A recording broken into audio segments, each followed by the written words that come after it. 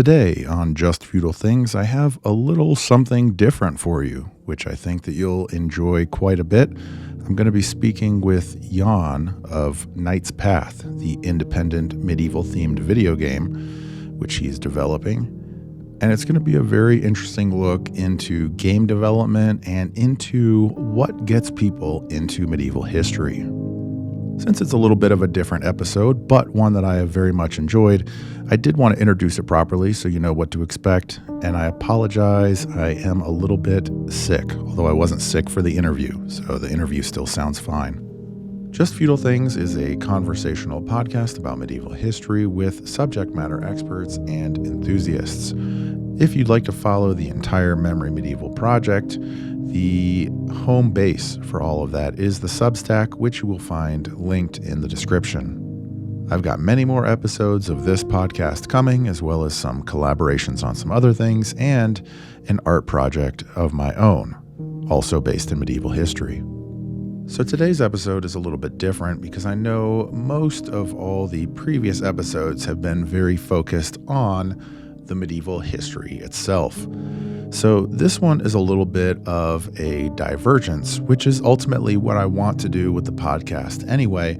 It's not just about strictly talking about medieval history, but maybe a little bit about how medieval history branches out from the medieval period a little bit. So today we're going to talk with a game developer who is developing a game that is heavily referenced, themed, inspired by medieval history.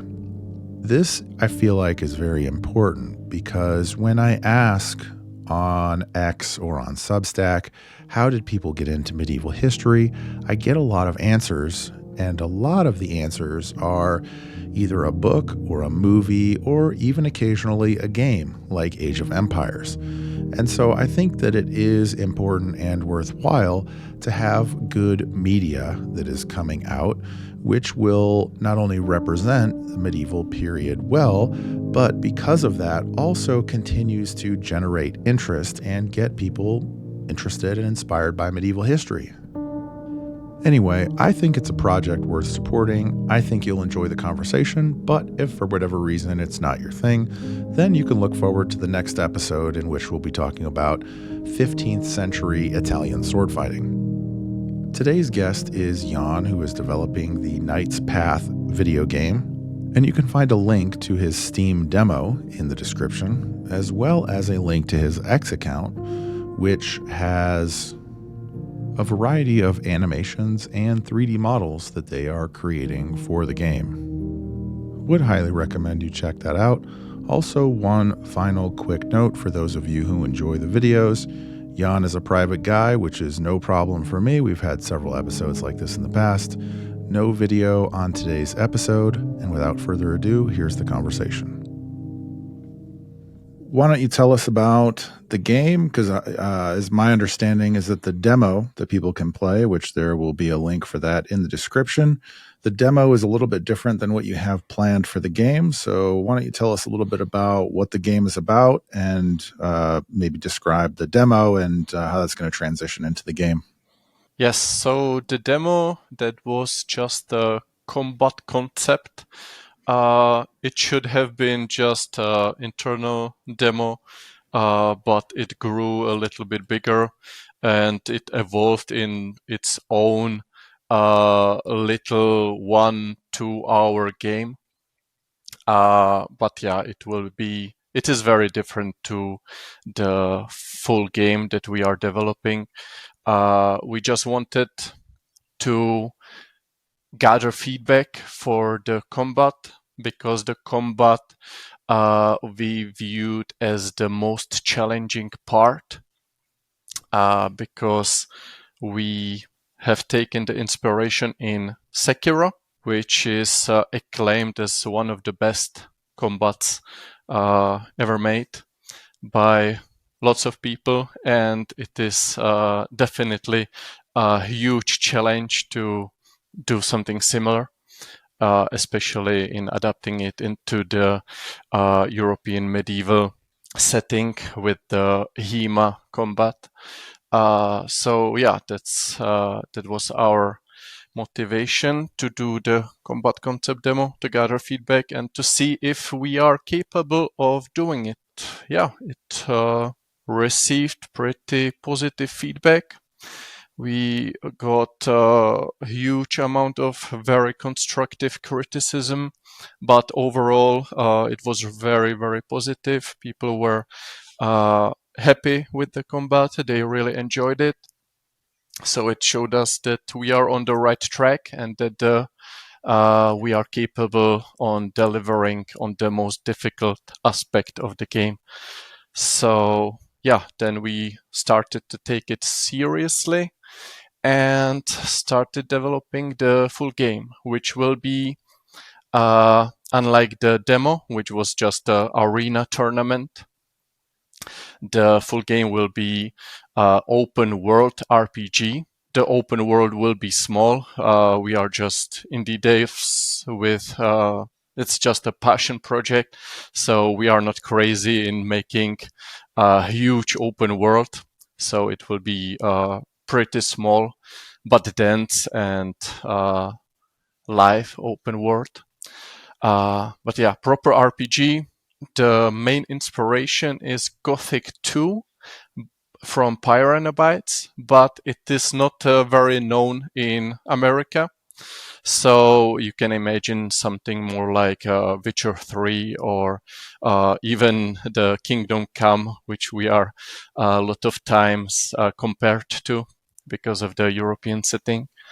The main differences with the demo as well, the combat concept demo that was made just by me and my friend, and we were using only marketplace assets.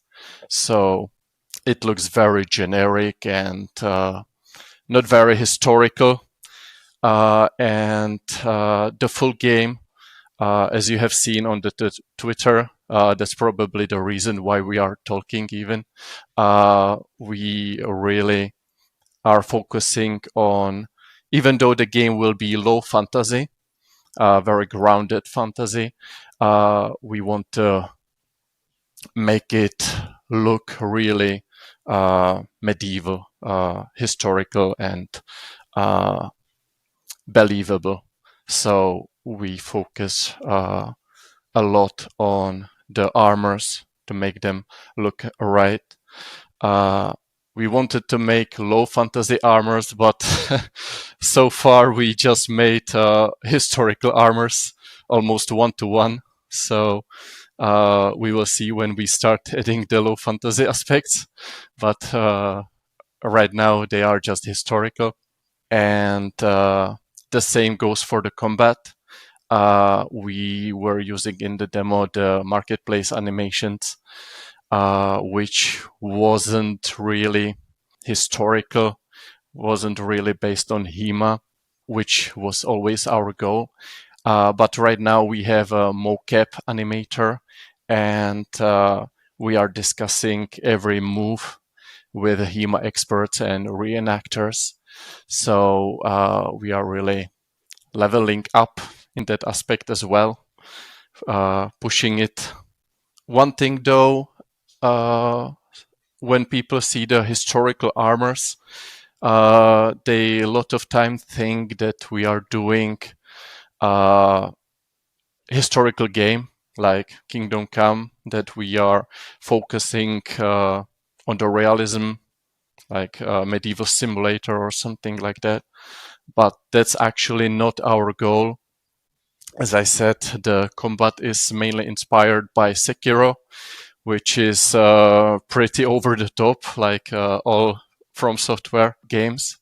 We do want to make it more grounded, more realistic, and inspired by HEMA, but that doesn't mean that we want to make something like Hellish Guard or the Kingdom Come Deliverance combat. No.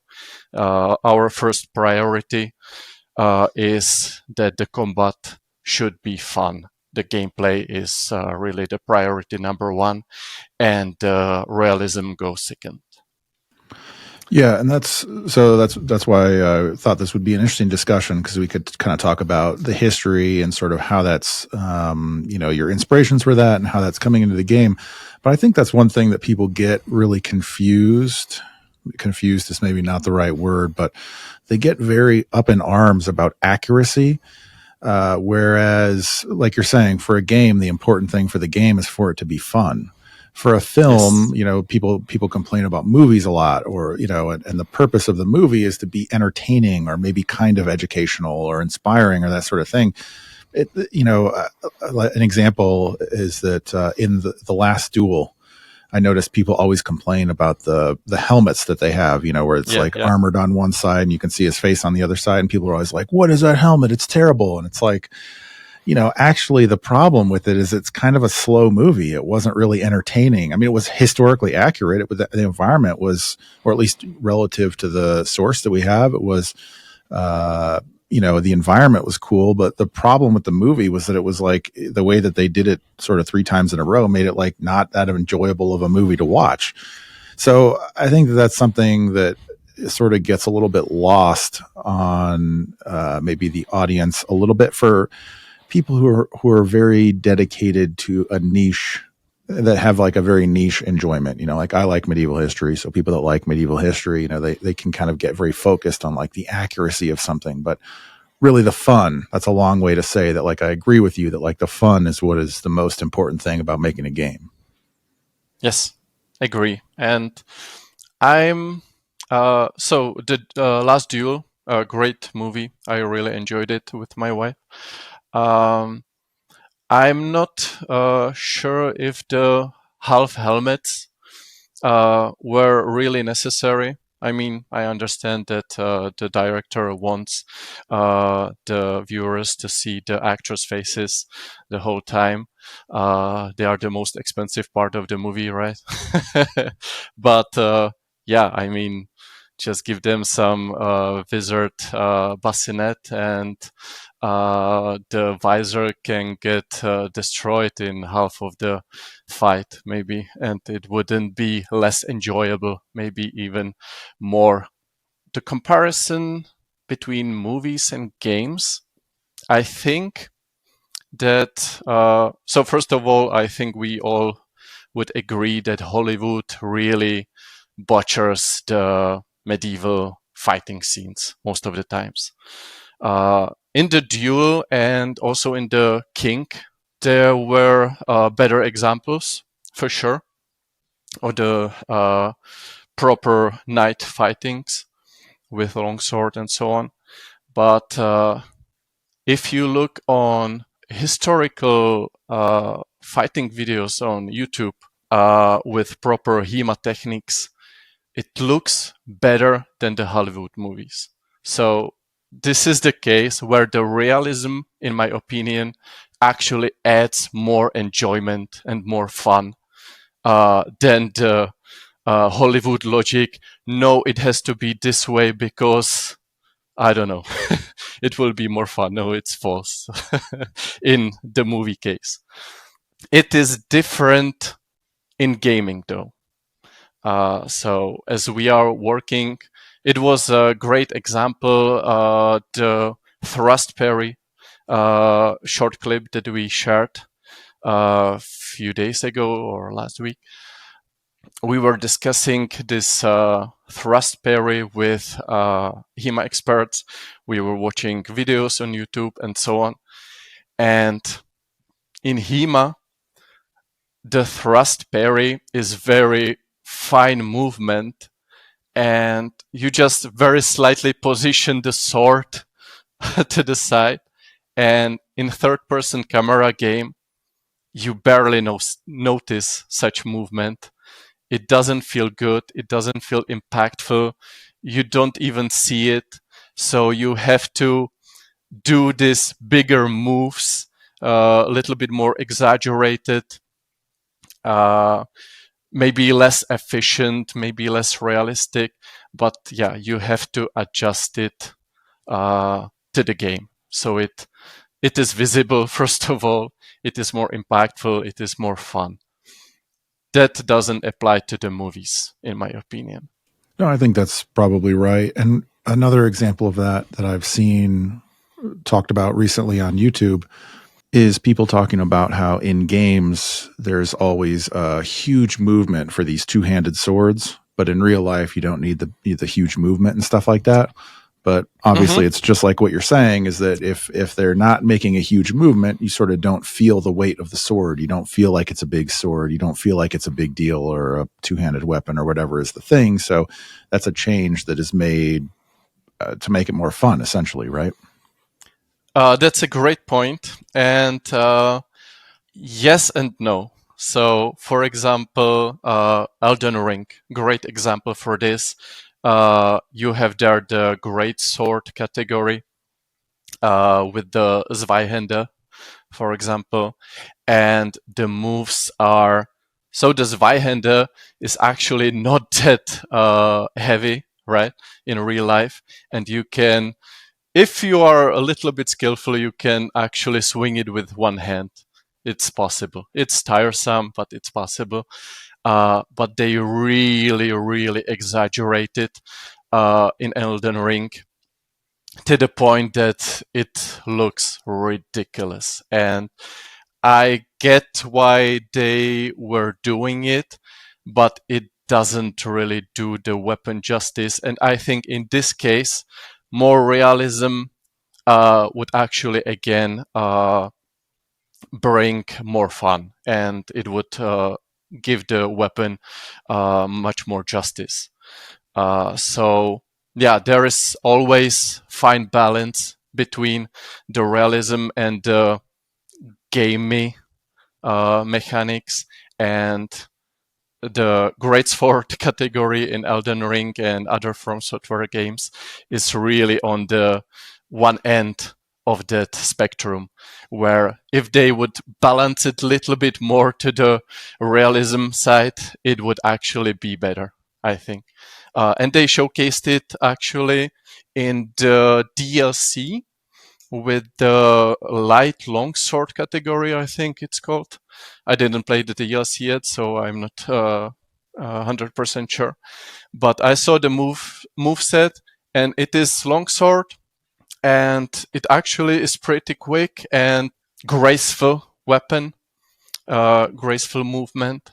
So yeah, I think they listened to some criticism that people on YouTube suggested, and they adjusted, and it was more fun in my opinion. So yeah, you cannot go all in realism.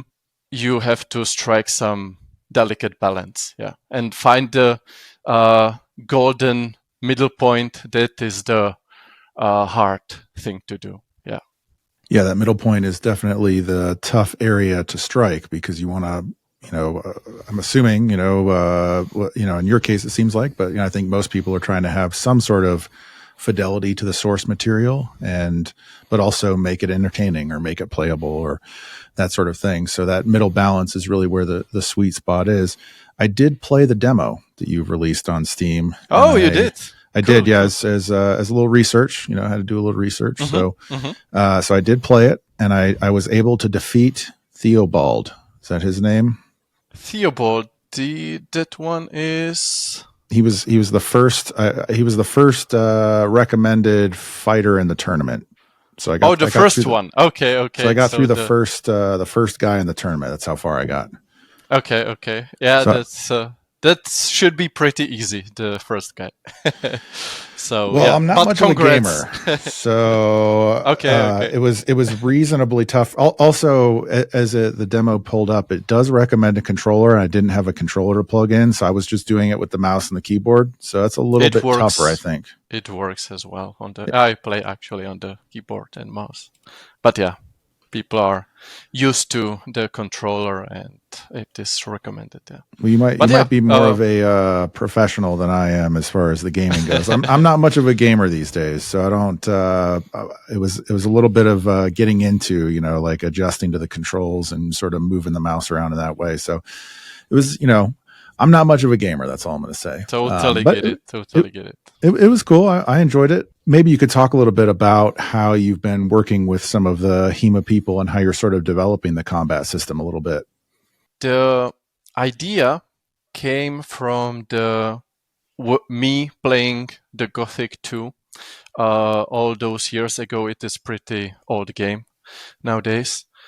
And they had this, so I always had this dream to make my own game, right? Like almost everyone else. But they had this amazing combat progression system. And I have never seen it in any other game. And it is such a shame. The combat progression system is about that you are learning using the sword, essentially, in realistic way. This is again one great example where realism actually adds to the fun. It is not always the case, but in this case, it is it. And the idea is you start as someone that never held a sword, right? You take the sword and you hold it wrong, right? You don't know any HEMA stances. You don't know how to hold it properly. So even your stance is awkward. And then you start swinging it and you are weak and you make those huge overswings and slow, and it looks terrible, right? As someone that never held a sword would actually uh, swing the sword. But then you learn how to use it. And we have these 4 skill levels: novice, adept, expert, and master. And in each skill level, you learn a new stance, how to better hold the sword. You learn new techniques. Your whole animation sets completely changes. So your attacks are quicker. You are not doing so much overswings. You can defend yourself better, and so on and so on. Until in the master, you are the HEMA beast with super quick attacks and impenetrable defense, and it just looks awesome. And I always wanted to take this idea for the combat progression from Gothic, where it was pretty basic, but it was so rewarding when you learned the new skill and you saw the stance to change and your whole set of animations. Also, another great side effect of it is in RPGs, lots of times when you meet an enemy, you have this UI element next to his name or health bar showing his level, right? Or something, how strong he is. In Gothic and in Knight's Path, you will be able to recognize how the enemy strong is, first of all, based on his armor, because the armor will actually make sense, not like in other games where you have full plate armor as a beginner armor and then you find something that looks much less defensive and it is actually better stats. So first of all, based on the armor, and also when he pulls up his sword, on the stance he will take, right? And on the stance, you will know, hey, he actually knows how to use the sword, or hey, he holds it like my grandma. He will probably not be so tough. So we save this UI element, right? It will be immersive and logical. So that was the combat progression system, and Gothic 2 was a fantasy game. And as I said, it was pretty basic, and I always wanted to make it more medieval, more realistic, and more complex. And I was thinking from my high school the whole time how I would make the game, and I take notes and everything. And then I played Sekiro, which was for me the best combat system ever made, the most satisfying and rewarding. and it clicked together. Like this combat system based on parries and deflections would fit perfectly to the HEMA and European medieval setting. And with this combat progression system from Gothic 2, it will be just perfect. And so we started developing the idea. And then we released the combat concept demo, and it turns out that it's not that bad of an idea. That's really cool to incorporate understanding the enemies from their armor or their stance, or which is much more, I think, organic to how it would have been in real life, right? Exactly. Another example of how realism can actually improve the gameplay. And this will tie in perfectly because the next episode that I'm going to record is with a HEMA guy. Is there any specific sword fighting school or style or something that you're incorporating into the game?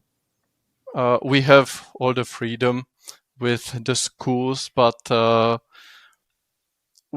would say that we take the most inspiration from the Meyer school book, or how do you call it in English? So yeah, the German techniques. Okay, so German, you would say German techniques then are sort of the predominant factor.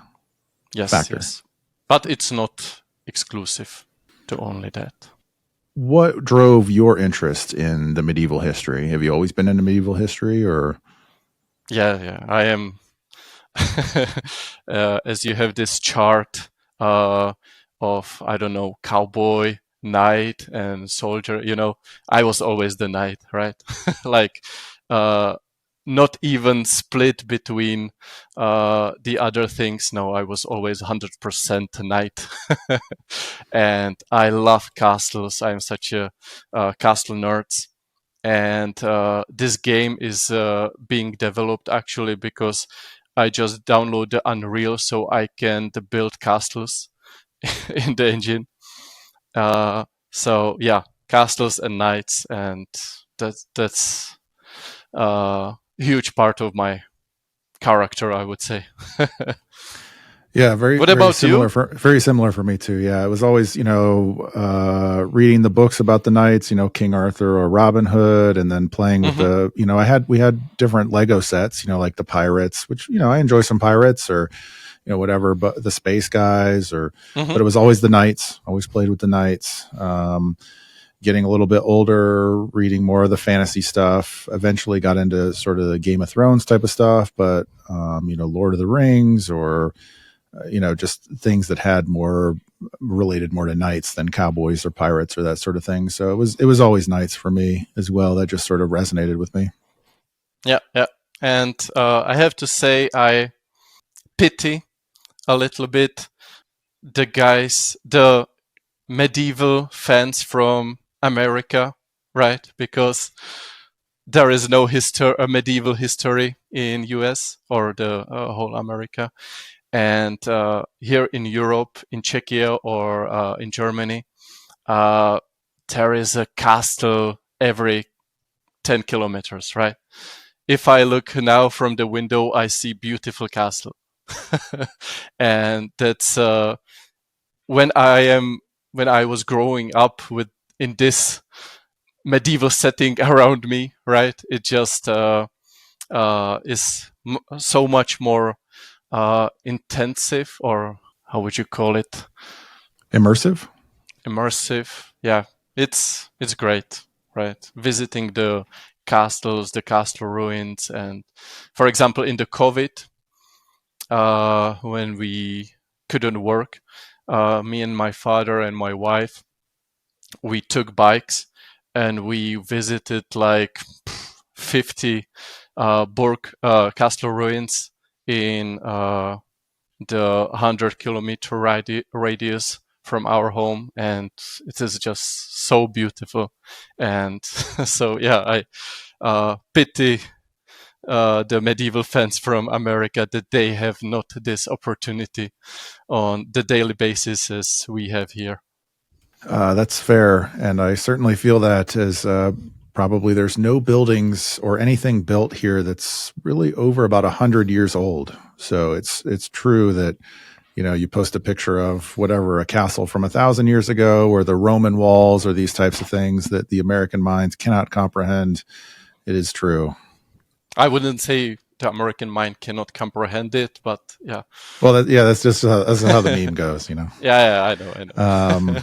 But yeah, that's totally. I definitely am very jealous because I can just imagine. I don't know. I can only imagine, I guess, is all I can say what that's like. Because I'm definitely very into medieval history, but I have actually never even been to Europe, so I haven't even been to visit and seen it myself. So I just have to enjoy what I can from the books and the pictures and the magazines and so forth. Yeah, I can imagine, like for medieval nerd to visit Europe and all those castles here, it must be a huge nerdgasm, right? Dream come true.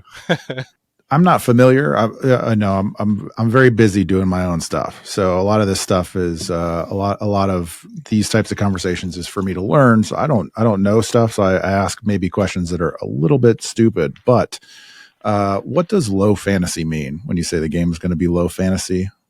So first of all, no question is stupid. And to answer the question, low fantasy. So you have low fantasy and high fantasy. My definition would be high fantasy has lots of fantastical elements. Low fantasy has less fantastical elements. Game of Thrones, you mentioned Game of Thrones. Game of Thrones season 1, where there was no dragons, no White Walkers yet, really. I would say that is really the one of the lowest low fantasies, right? Because it was actually just fictional medieval world before the dragons and White Walkers came in. So yeah, you can imagine something like that. On the other hand, high fantasy, I would say World of Warcraft. That is purely fantastical, right? It's actually has very few common in medieval setting. And in Knight's Path, the low fantasy means we will have also fewer fantastical elements. It will be more grounded. It allows us to incorporate more armors to be a little bit anachronistic, or how do you pronounce that word? And if then very little magic, if there would be a magic, then very little, and yeah, some grounded monsters. Okay, that makes sense. So it's sort of like less magic, less monsters, or more magic, more monsters, depending on if it's sort of on a sliding scale. Yeah. Okay. Maybe there is a different definition. I'm not sure. I didn't study it. This is how I understand it. And so, what is the inspiration for the armors in the game? Because it looks like it's very much 100 Years' War type of inspiration, but you tell me. Early 15 till mid 15th century armors. In the game, we will have 3 factions. One will be inspired by Bohemia, because I'm from Czechia, medieval Bohemia. The second one will be more inspired by Germany or Holy Roman Empire. And the third one is not really decided yet, but probably Poland or a little bit more Eastern Europe. So because it is a low fantasy, we take the freedom, and again we are looking more to the gameplay and for example, the RPG armor progression that I call it. We will have 9 armor levels, and the logic is that the higher level has to look more fancier, more expensive, and most importantly, more protective, right? So you can have logically this higher stats. And we have to do there some compromises. So it is not the armors we are sharing right now. This is from the faction that is inspired by Bohemia, but not every aspect from that armor is really only from the Bohemian region. There is some English influence, some German influence, and so on. So we have the freedom here thanks to the low fantasy setting. And so maybe we'll sort of talk a little bit about how you're developing this into a game, because I don't know much about that either. So the demo that you have on Steam, how long did it take you to make that demo? I think 1.5 year, something like that, in 2 people. What do you think is maybe an estimated timeline for the game to come out? I would like to know myself. But we this year, end of this year, we would like to introduce a new demo that would represent the game properly, not like the concept demo. Maybe start a Kickstarter to actually get some funding so we can hire some more people. And the estimated release end of 26, maybe 27, something like that. But of course, when it's done, when it's finished. We have no publisher that is poking us, right? When will it be finished? So we have all the time, and we want to make sure that the game is not half-baked when we release it. Yeah, I was going to ask you about that next, because I don't really quite understand exactly how that works with publishers or with these companies that come in, or if the demo is something that you shop to somebody to then get the funding, or how that all works out, or what your plan is with that. Yes, honestly, I don't know myself very well how it works with publishers, but the demo, our initial plan was to release the demo and find some publisher, approach the publishers with the demo, which we did. And after the demo release, there was some publishers that contacted us, and we were actually in serious talk with some of them. But we have decided to stay independent after the talks. And first of all, one of the conditions were if we sign with the publishers that we would have to quit our jobs and focusing full time on the game, which is of course a reasonable request, right? But we all have pretty decent jobs, and we are working on the game in our free time. And there was other conditions, and we just wanted to take our time with the game, not rush it, and stay true to our vision. So yeah, we decided to stay independent and take our time with the game. Awesome. I think you're doing the right path there, because certainly building up an audience before you start releasing things is the way to go, which for anybody who's listening, you can check out your X account. It'll be linked in the description. You can find details there of brief animations that they're putting out, or designs of the armor and so forth.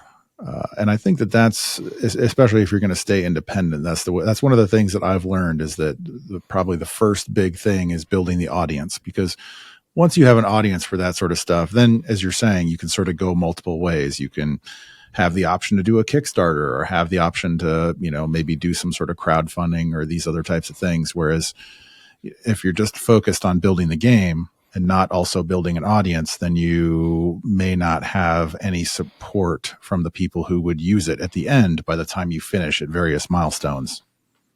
Totally. Yeah, absolutely true. And just to come back a little bit, why we wanted to search for publishers. At the time when we released the demo, it was just me and my friend. So we can fulfill the vision for the game, we needed a 3D modeler, we needed an animator, and we wasn't sure how to do marketing, how to gather the support, as you said. But we have found the best 3D modeler. I feel like I'm over exaggerating every time I say it, but I truly believe it. The best 3D modeler in the gaming industry, based on the armors, they are really exceptional. We have found one of the best animator with his own mocap studio. So with that, we don't need the publisher anymore, and the marketing, as you can see on the Twitter account, we are just sharing the progress with people, and people tend to like it. So I guess it can be counted as marketing. And another very cool way that maybe it wouldn't be possible with the publisher is the sharing the work in progress stuff. And not only it could be viewed as part of the marketing, but most importantly, we get the feedback from the people that are interested in the game. And the feedback is invaluable, right? It was super helpful with the combat concept demo on Steam, and it is super helpful on every step of the way of the development. And I don't know why the gaming industry is another opinion, but I think that listening to what the gamers actually want is the right path to develop a game. Of course, you cannot hear out everyone. You cannot incorporate everything that people are suggesting. You have to be decisive, selective. But yeah, listening to the gamers and to the feedback. I mean, most of the time, the people are right with the feedback. So yeah, it is super helpful. Even, of course, it's kind of works as a marketing. We are gathering people. More people know about the game, but the feedback is what counts. And we, to anyone that is listening, thank you. The feedback is really super helpful. And I think that it works both ways, right? Because you get the feedback, but then also somebody feels like a game is being developed that makes sense for them. You know, if I was giving a game company or, you know, people working on a game feedback and they adjusted the game to my feedback, then I would think, wow, this game is going to be pretty cool because, you know, they changed it how I suggested it, how I think it would be cooler. Totally. And you are suddenly more interested in the game, right? It's like, hey, honey, look, they changed what I suggested. That was my idea, right? And they are happy about it. Of course. Yeah, totally. There is one interesting phenomenon, I would say, about what people are saying about the game. And I think my theory is that it comes mostly from people outside of Europe and people that actually first encountered medieval history or medieval Europe, architecture, armors, combat, and everything from Kingdom Come Deliverance 2. And before that, they maybe saw some movie or something, but that's it. And from those people that first encountered the European medieval history, like properly done, because Kingdom Come Deliverance does it much better than your average Hollywood movie. And then they see our armors, right, which are historically accurate. First thing they say is, hey, that's Kingdom Come Deliverance, right? Or we have this concept art of a castle that will be featured in the game. And the concept art is, I don't know, 1.5 year old. And now after the Kingdom Come Deliverance 2 release, we get comments, hey, this looks like Trotsky Castle, or it reminds me this from Kingdom Come Deliverance.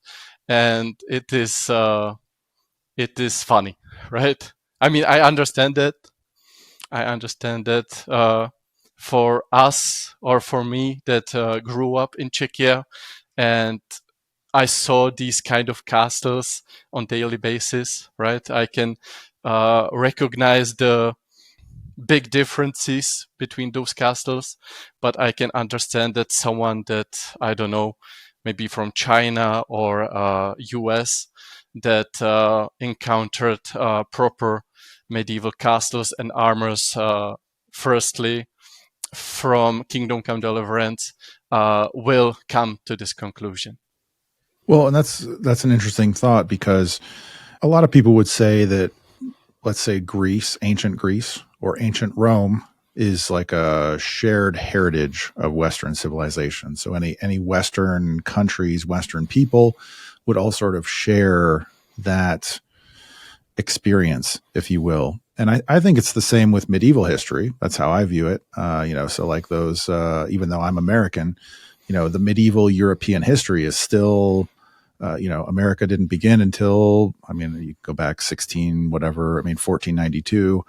Let's say 1492, Christopher Columbus, is maybe the beginning of sort of American history. But prior to 1492, in my view, it's sort of a shared history with Europe, if you will. And I don't know if that is sort of the same feeling that Europeans have or not. No, totally. It just, I think people in Europe that take no interest in history, right? They still take it from the surrounding, right? Even though they never were interested in history. They just see the castles, they just feel it around. But people from China or US or whatever that are not interested in history, are not watching the historical movies or reading the books or whatever, and then they hear, hey, cool RPG, right? Let's play it. And they firstly see it, this historically accurate done, and then they see something similar, then they might come to this conclusion. Is my theory. I don't know what the answer is, of course, but this is my theory. Well, so it's interesting because I haven't played the Kingdom Come Deliverance that you're talking about, but I have posted a few times on X what got you into medieval history. And a lot of people commented it, and those posts got a few 100,000 views and hundreds of comments. And a lot of people said Age of Empires. That was a big one that a lot of people really liked. I haven't played that one either, but that apparently got a lot of people into medieval history. I agree. Yeah, it hit me. It totally hit me as well, because I was playing the shit out of the Age of Empires too. So yeah, I agree. I agree, definitely. But that is an older game now, right? So it could hit my generation or your generation, but I don't know, for the teens now, maybe the Kingdom Come Deliverance is their first real encounter with medieval history. And maybe soon it will be Knight's Path, for some more kids too. That's one of the things that's kind of interesting to think about, is that, for people who jump in and see your game and play it, that it could be their first introduction into medieval history. Yeah, I mean, we will have low fantasy, so it cannot be taken as a historical source. But yeah, we will definitely, I hope, provide the medieval feeling, or the atmosphere, with proper historical armors and so on. But thanks to the low fantasy setting, we can also introduce the Czech or Slavic folklore, as the Witcher 3 did, for example, which is based on the Poland Slavic folklore. and we will include the Czech and a little bit of German folklore into the game. So yeah, it is definitely interesting how actually big influence games has. Yeah, totally. I mean, one of the big first things for me was the Knights Legos, and those are obviously not historically accurate. They're like cartoons, basically. But, something doesn't have to be historically accurate to get you into the thing, to get you interested, to make you want to learn more. So Yes. even though you're doing something that, maybe has historical accuracies, but, is also fantasy, it can still be something that really brings people in. Yeah, definitely. Maybe you can tell us a little bit about the folklore that you're incorporating into the game. Yeah, so it's based on our fairy tales I grew up with, be it books we learned in school or movies. And it is actually very similar to the Witcher folklore, the Poland folklore. We share, for example, the Polednice, it's called in Polish and Czech. In English, Noonwraith. Noonwraith. That's, for example, one of the mythology creature that is shared with Poland and Czechia. But yeah, we have also our own distinct, as is Voding, water demon, or Chert, which is a little devil. That we have this tradition. You maybe heard about Krampus, which is a German version of the Christmas devil. In Czechia, we have the chort in English, I guess, which is a little bit more, in our fairy tales, it's actually cuter and not so horrifying looking creature. But we have this tradition that on before Christmas, few months, like a month before Christmas, I don't know, I am not good about dates. The Charts or Krampuses in Germany, they come and they visit the children, and the children has to say some rhyme if they were not behaving good. Otherwise, the devils might take them with them to hell. So it's a pretty scary time for the children in Europe. And so, yeah, these kind of things I would like to incorporate, but making it again in a grounded way somehow. But this is again, as with the realism, with the folklore, I have to strike the right balance. You have to strike the right balance of the magical element and making it grounded, and that's something we are still really looking to find the middle point, the golden point, the balanced. Well, I can tell you a little bit from the marketing perspective. If you throw Krampus in there, Krampus is fairly well known in America, so Okay. you'll get a little bit of interest from America if you can toss a Krampus in there. Yeah, definitely. Krampuses will be there. It's confirmed. We actually have one concept art already. I shared it on Twitter as well. But yeah, we have to find out how exactly we will incorporate it, because we will have also a fantasy religion based on the Slavic gods. And the Krampus and Cherts are actually Christian tradition tied to Christianity. So we have to really find some balance and how to do it tastefully. Awesome. Well, we're coming up on time, so if anybody wants to check out the game demo or your X account or any other links that you give to me, those will be in the description. They can check them out. And I will leave you with the last word. If there's anything else you'd like to say about Knight's Path, about the game, about medieval history, whatever you like.